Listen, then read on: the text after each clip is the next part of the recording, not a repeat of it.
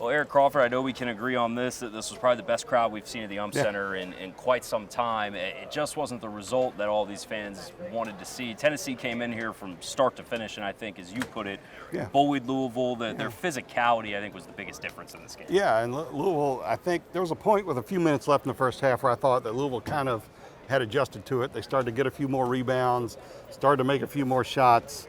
But until then, they didn't, and they were already down 20, and that's a problem. And so, I wasn't discouraged by what I saw from Louisville. The things that were problems were things that we've been talking about. Hey, this may be a problem. Interior scoring, you get outscored 40-10 in the paint. Rebounding, it's 40-24, 26, something like that. It's a very big number. At one point, it was 15-3 in Tennessee's favor. So they got to find a way to get boards. And Tennessee was so physical, Louisville couldn't even run their offense. They couldn't even cut. Every time they tried to cut it, Tennessee's players there. They're going to have to learn from all that, but I think they will learn from all that. I like the demeanor of the team. I like that they stayed with it mentally.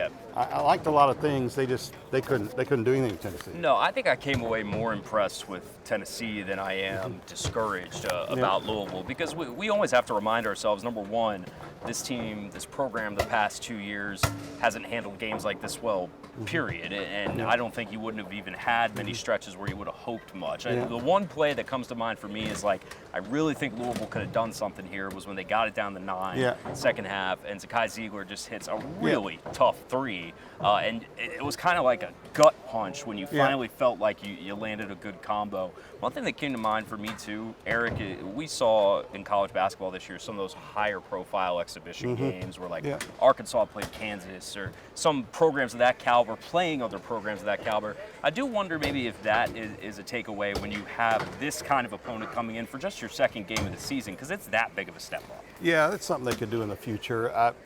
But I think in this case, you want to put fans in seats and show people what the team can do, and they've never played together. So, who knows what the right thing to do is. But I do think playing this game was the right thing. And it was interesting that Pat Kelsey said that Josh Hurt apologized to him after the game for kind of pressuring him to schedule it. And he's like, no, thank you, we needed this. And it wasn't a Kenny Payne thing like we needed to get our butts kicked. He's just like, they've got tough games ahead, and they needed to see how they, A, responded in a situation like this, and B, what they need to address, and who's going to be able to score for them inside, who's going to be able to drive the ball, who's going to defend, all these little things. So it had to happen at some point. They had to play this game. Didn't have to lose it by 22 or whatever, but they had to play it. No, I think it was good for them. And the last point for me, we keep talking about making your PR layups as a new coach. One great test is how you handle a game like this in the post-game news conference. And the fan base as a whole, I think, has had an issue with blaming players after games like this. And you heard him verbatim say, something I'm never, ever going to do. Now, most coaches, I don't know, they find a way to do that at some point in time. And, look, there's some similar themes to past coaches said a different way. But the bottom line is, he said, look, don't get defensive. Don't go out and defend yourself on social media. Don't do all that. That's all good stuff. And I do feel like this is a veteran team.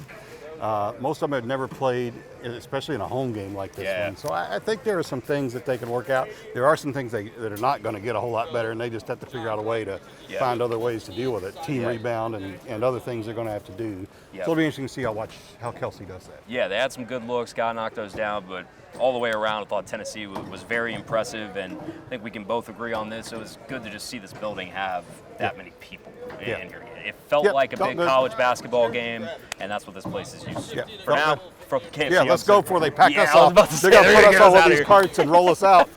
We're not here that late. I mean, the game just ended. No, I know. What time is it even? I don't even know. 3:18. It's not that late. It's 3:18. No, it's not. All right. He's Eric Crawford. I'm Tyler Greever, WDRB Sports. All right.